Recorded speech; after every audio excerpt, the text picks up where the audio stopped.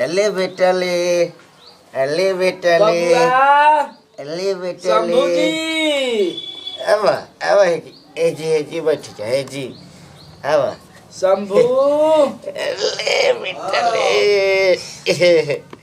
क्या को तर मैं सूते ना तो को पर तटे अभी हाथ ना बेरे सुता जाला पागल हवा हैं। रात ढेर लेट जागो नहीं पढ़त रही को ऐसे नींद आ गई क्या कर तो फिर कॉलेज भी लिख जा। लगा के अले आजा से न जाग 5 बजे भोर में जा। क्या कर देखो तो लोग ढेर से पढ़त रहा नींद आ गई त क्या करियो। मम्मी से खाना मांगो। चल मुंह हाथ धो नाश्ता पानी के टाइम भइल मुंह हाथ धो तो खा जाए ये गंजी पैंट सिवाय बाबा तनी खेत पर ले तू खाना खा लो। खाना खा के जा बाबूजी खाना खा ली तो रहुआ। खाई बेटा अरे आई बबुआ बता खाई कहां जा ओइया जियान कर रहुआ खाना खा ली ना लाओ तनी। हई देखो सोन परिया भागल ओकरा के घर खियाव अभी हमरा खइया बने बेकार नहीं खे बबुआ खियाव पड़ जाएगा ओकरा नो। अब कहां बानी बाबूजी? तो अभी ये खाने गइला तार सामने में नो। अच्छा देखो तनी रहुआ खाना ना खाम अभी। हम बाद में खा लेब। अच्छा ठीक है। हई धर तो सोन परी हई भागत रहली अले बेटा ले ये तो इंजीनियर ही बनी हमारे बेटा। ये बेटा के इंजीनियर बने भाई के इंजीनियर बने। हाँ जा खेला भाई भी हमारे पढ़ लिख के बहुत बड़ा आदमी बन जी। मौजी सब दुख लिया खाना हो पढ़े जाए तब या बबुआ मन लगा के पढ़त रे। देखो तो पढ़ते पढ़ते हाथ ना लेट से सुनते तनी अब कैसे पढ़ी बताओ तो। रात में 12 बजे के बाद मत पढ़ सुबह में उठ के पढ़ला से उ फायदा देला है। बताओ ऐसा घर दुआर बाबूजी किसान बा हमारे कुछ खइबे ना करला तोरे पर सब आस बा। बाबूजी खाना नहीं का रहुआ के? हां खाना लिया भौजी खाना लिया खा के जा बबुआ बढ़िया से पढ़त नहीं ना। जल्दी से खाना तो जल्दी से। हां ठीक है ना। पढ़ी ना 10 बजे से 12 बजे तक 1 बजे तक बत्ती ना सुती ना तब फोन ना चलाओ जरा ठीक है। फोन आयो पढ़ी ना फोन आयो पर ठीक बा हिसाब से पढ़ आगे के सोचा अपन जिंदगी के क्या होई। देखो तार बाबूजी अकेले खेती करत करत करत करत कतना और बूढ़ा गेल तब और खेती करता है। टेंशन आज भगवान ने हमारे कैसे कर देले नहीं तो हमहू आज करते न काम धाम। हम बानी नो टेंशन मत ल तू पढ़ा तरी काहे खातिर तोरे पर तो सब उम्मीद बारे। हां तोरे पर सब उम्मीद बा। ठीक बजा तेरे हम तैयार होके ठीक बाटे जा खाना दो बबुआ खाना दो। खाना खातिर पढ़े। हां जा पढ़ लो आराम से पढ़ लो हमहू तो जा तनी खेतवे देने बबुआ से बड़ी उम्मीद बा। हमनी के खानदान के नाम रोशन करी 1 बजे रात तक पढ़ेला हमार बबुआ। बबुआ के खाने खिया के जल्दी भेज दिया है। दिन पर दिन बिगड़ल जाता रुपया के दशा नासा थोड़ी नहीं खिजा करत तो प्यार के नासा सारा के देखी ना नु आ तू हंस देबे नु तो बुझा लग मन में नु के का कोई बेलगरा में फूट जात होके। इसका मतलब ना बुझाई शहर के बाड़ू हम गांव के बानी पढ़त के बानी शहर में तक है लेकिन हम अपन भाषा छोड़े वाला नहीं खी भोजपुरिया मरद। मैं क्या जबरदस्ती कर रही हूं अपना भाषा। अच्छा हमारा ई ना बुझाई कि तू हमरा से प्यार कैसे कर लेलू। हम तो बानी गांव के भोजपुरिया जवान तू कहाँ शहर के खुद नहीं पता कि आपसे प्यार कैसे हो गया। का देखलू हमारा में हाथ ना दिलो जान से मोहब्बत करे लगलू दिन दिन भर रात भर बतियाओ फोन से ना देखो नजरी के सोचा तो बेचैन हो जाए कैसे हो गया हमारा से प्यार अपना तारा हमको खुद नहीं समझ में आता। हो तो तारा कहाँ से मुझे प्यार सर वही सब चीजें हटे बस केहू से हो जाला कुछ ना देखेला गोर ओके करिया ओके लूल टेढ़ा बस दिल लाएगा चाहिए और दिल मिले के चाहिए। फिर आप जान रहे फिर काहे हमसे पूछ रहे हैं? ना देखत रहनी है कि तू कतना बतावत तारू आखिर का देख के वहाँ से प्यार को भी जानना चाहता है ना। सच्चा प्यार कभी दिल से और जुबान से नहीं बोलता है ठीक है। अच्छा भाई समझ में चिल्लाने से थोड़ी होगा। नहीं मैं आपसे प्यार करती हूँ आपसे प्यार करती हूँ। सही देवल के देखे बिना काजल तुमसे मेरी और किसी की नहीं हो सकती तो ब्याह करे अभी चिल्लाना चाह रहे हैं क्या? ना हम ना जाना वाला चाहिए कि हम तासे प्यार हाथ ना कर चाहिए दिखावे का प्यार ना करियो। अच्छा क्या हो जाए हम तो रस हाथ ना प्यार करबे करी। होठों से मंदिरा छल के गालों पे है अंगारे फूलों की जैसी कि जवानी नैना नसीले है कजरा रे। चलिए सब मस्ती छोड़िए, बात करते हैं। बोलो कहाँ खातिर बोले हमरा के? पता है आज मेरे मन में ना एक बात आई है। कौन तारा मन में बात गुल दादा बताओ। मैं सोच रही थी ना कि आपसे बोल दूं। तो बोलो एमे हमरा से कर ले जाए डराए के बाटे। आपको पता है मैं आपके बिना नहीं जी पाऊंगी। तो आपसे हम बहुत प्यार करती हूँ, आपसे शादी करना चाहती हूँ। शादी कर चाहता हूँ।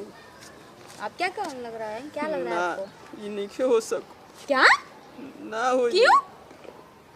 हमार माई बाबू दूसरा जगह में शादी सेट कर दिले बाड़न। देखिए झूठा बोल रहे हैं, हमको नहीं यकीन है। ना सचो के नहीं, हमार कल ठेका होके वाला बा।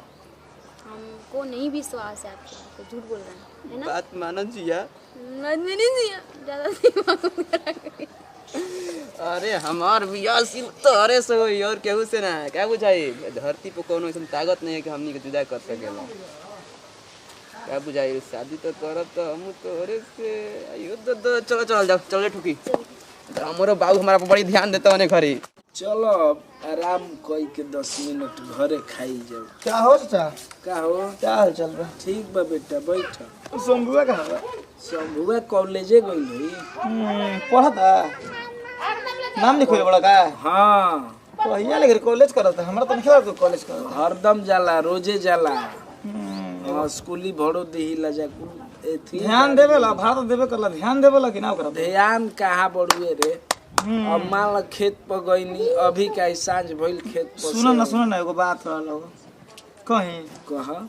छोटा मुंह बड़ बात वो कहत तारा से। बाकी देखो हमारा खिस्सा के नहीं खे, जोन बा हम अपन आंखी से देख लेबे तोने बात कहते हैं, ठीक ना? अरे तो कह बा कहत फिर देखो फिर डटबो तो हम का बकब? कैसे कह सको बतावा? कहीं बात इहे रहला नु तो शंभुआ कब देखनी आओ कहीं नु। शंभुआ के देखो कहिए तनी शंभुआ के देखनी आ एगो लड़की से तनी बतियावल एक दिन से ना 2-3 दिन से हम देखत तनी, लेकिन हम कह नहीं की पाओ डरे कि कहन तू हमरे के बोल लगबा हो गेल बतिया नु कहलो बनाए भाई हाथाना बढ़िया हमर लइका के हमर शिकायत कर। बाकी आखिर इहो शिकायत काहे करत? ये हमार दुश्मन हइए ना हो। जब देखेला तो चाचा बढ़िया हमारा कौनो घर के कामो बेचारा ई कर देवेला। ई बढ़िया लइको ह, सीधा है। शिकायत एकर मन कि ऊ करियावा जरूर कुछ करत रही जाए। बेरा उनका ले पूछतनी कि कौन कॉलेज के पढ़ाई उनकर होती है। ई कॉलेज में हम नाम लिखवैनी कि किसान के बेटा हई बन गई। रोज पेपर में सुनी, लोग पढ़िए तो रोज सुनी, लेकिन हमार बेटा भइल बने कि कुपेटा भइल बने। ई धरास तो इनका के हम बताबो।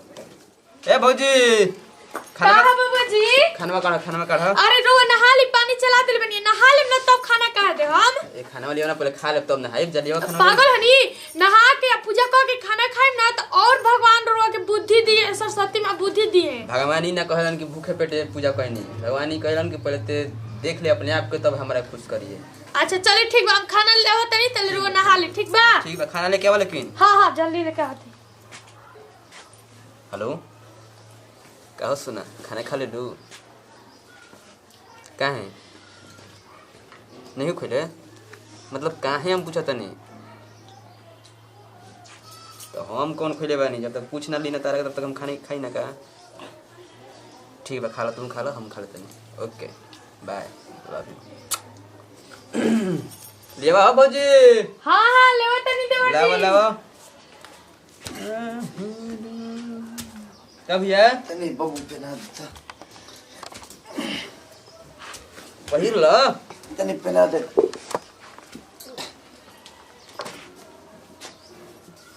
कहाँ गई रहा तू? अरे मर पहना दो ना हमरा जल्दी से। अरे मर्दे बकेल हवा क्या मर्दे तू? अरे भौजी काटे आई तारा मुख बकरी तू पहिर ले तर मर्दे केहू के उठा के। भौजी क्या जा तू सा बकेले बड़ा है भैया। देखा अपन खोज के लिया वो ले आओ भौजी खाना में।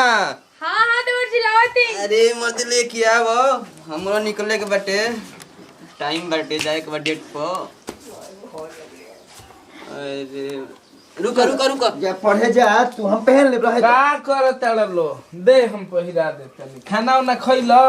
हाँ खाना खाता नहीं। आहू का कहत रहे दीपका रे क्या कहते दीपका? कि तोरा कोनो लड़की से बात चलता? साथ बताओ, बोल नहीं तो तोरा भी ये जान ले हम। तोरा के एको गो अपन देही के कुर्ता नहीं किन। चिल्ला मत, बेटा से पूछवाओ हमारा के। चिल्लाई देखता रे ते देखबे चिल्लाई का होई बाबूजी काहे मार कौन गलती करनी है? चोरी असीना जोरी दुनो लड़की ले बतियाई। अरे केहू रे जोने कोदी जोने मान ले लड़की ले काहे न मानब रे? पहले सुननी सीधा लइका हो। देखनी हां देखी कान के सुनल पर के घरी भरोसा करता। आंख से देखनी हरवा। बोल हमरा से ई कोनो कॉलेज में लड़की से बतियावता रोज। हां बतियाई ना। अभी बतियाई बे। बाबूजी बतियाई वो दोस्त होई ओकर। मजाक करतनी लड़की दोस्त ना हो सकेली सब। दोस्त होई बाबूजी, उ दीपका जोन कहले वो गलती कहले। आ दोस्त होई कहे अपन को भरोसा करी। आंख से हमार देखी पढ़े तब ओकरा लिखेला। बात बनी। बोली रहुआ मत हम मारो बाबूजी। बतियाई हम तो बतियाई बे। देखी ना ऐसे कह जाला ना कह जाला बाबूजी बाबूजी अरे अरे घर सुनो में कौन बाबूजी बाबूजी साला घर से भाग बाबूजी निकल। बाबूजी घर में का हमरा के निकल पा। हम घर छोड़ के जाता नहीं। अरे अरे अरे का बोलूं करत तारा के नहीं। हम मुआ देता को घड़ी बचावो तारा से तारा के पढ़ा लिखा के हम अरे रुक हम पढ़ा लिखा के आदमी तो रखे। हम समझाते ए आदमी बन ए आदमी अपन इज्जत हमर दी। मरला हमरा के हम समझाते बाबूजी। इज्जत लेबे हमार। तोरा के मरला नु इज्जत ना ली इज्जत रहलो घर में तो। अरे बबुआ ना बोली छोड़ा हमरा के मरले बनू आज। बबुआ बाबूजी के हुआ के ना बोलते कि हमारी बताई गांव के लोग ना तारा के हम मुआई लाठी से मार। बिना जानले पूछले हमरा के मरले बन भौजी हम घर में ना अरे रह। बाबू अरे बबुआ देखी ई देखी हमनी के खुशी परिवार में जरूर ना केहू के केहू हाथ बाटे लगाए बजाए में समझ ली। बताई तो हमार कुछ बुझाइबे ना कर बात का भाई बाबूजी मारो निकल गुल घर से ये का बात बा यार। सब का हम खुद समझते नहीं अभी खाना खा के रख लेवे नहीं हुआ के खाए खाती सब का होता हमनी के घर में। चली बाबूजी से पूछी तो अभी के कहला समझ बाबूजी से ना हमरा दीपिका से पूछे के पड़ी। रुक जाओ का भैया कहाँ तू हो बच्चों का? अब सुने हमारे बात बता का हुई?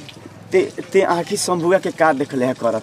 अरे यार का भइल कुछ भइल का? यार घर छोड़ के भाग गेल भाई। भाग गइल? हां अरे हम ओता ने कहनी चाचा से ना कि चाचा अपन लइका पर ध्यान दियल कर। देखत रही 2 दिन से कोन लइकी से बतियावत रहल हो तो का कहल गुना बा? ना देख तू अच्छा तू कइले है। भागल का है वो मरला है का? बाबूजी हाथ छोड़ देले हो करे पे। ठीक कहत हमरो के दूत कहला का नहीं हमरो के मरला दूत बढ़िया। ते जानते बड़ा कि बाबूजी ही घर के बबुआ ही सब घर के संभालेला।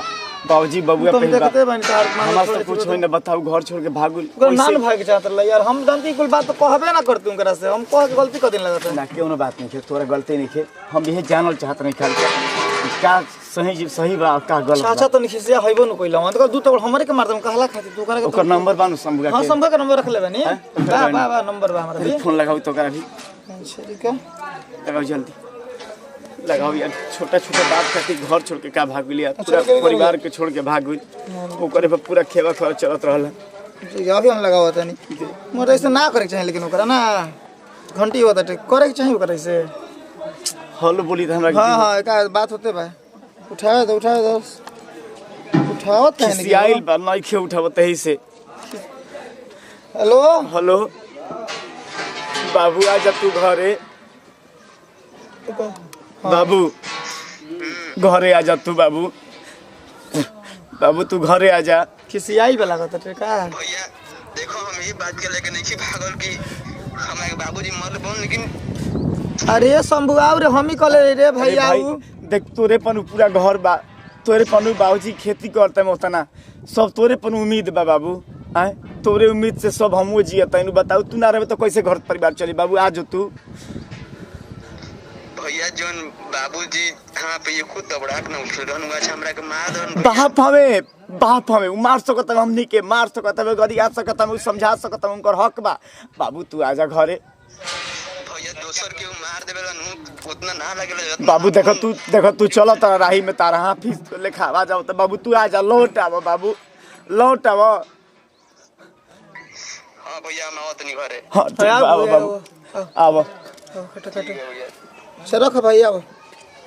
चल भाई केनो बात बताओले तो हो सकता सुधर हाँ हो सकता सके कुछ अच्छी हो की ठीक है भैया चलो पहुंचा दे चलो तनी आई तो करके लेके चल आइए बाबू चल चल हम चला ना पहुंचा दे चलो नमस्कार प्रणाम हम आपके भाई रंजीत शर्मा शंभू बाबा मनीष बाबा काजल शर्मा तो आशीर्वाद प्यार ऐसे ही बनौले रही जा वीडियो के संदेश आप सबके पता चल गई कि घर विकास जी लाइट मत दीजिए नहीं लाइट मत दीजिए घर परिवार कैसे रहेला और ओ घर परिवार से जेकरा से उम्मीद रहेला वो घर छोड़ के भागेला लड़की से प्यार मोहब्बत के चक्कर में तो ऐसे भाई लोग ना करे के चाहिए सबसे पहले अपन फैमिली अपन परिवार अपना बाबू अपना भाई अपना भौजाई के देखिए ओकरा बाद लड़की वाला ही भैया खिसी में तो हम मार देनी है लेकिन हर बाप के ऐसे करे के चाहिए नहीं मारना सुधारना है बात समझ लेवे के चाहिए आखिर का बात बात लड़की से बतियावत रहल जी बात समझे के कारण दूसर का चीज की जैसे हमार ख्वाहिश बा कि लड़का हमार अफसर बने आ ओकर ख्वाहिश बढ़ुए कि हम हई काम करी अगर गलत रास्ता पर बात तो समझा बुझा दी हाथ मत उठाई अगर ये वीडियो अच्छा लगी तो करा के दबा के शेयर और बाप के हाथ उठौला से कुछ होला ना तो अपन समझ लीजिए अगर हमने की वीडियो अच्छा लगे तो दिल से लाइक करें और शेयर करें और आगे की वीडियो देखा कर बेल आइकन घंटी दबाए और हमनी के चैनल में एमआर भोजपुरिया को जरूर सब्सक्राइब और करिए पूरा टीम बोली जय भोजपुरी समाज।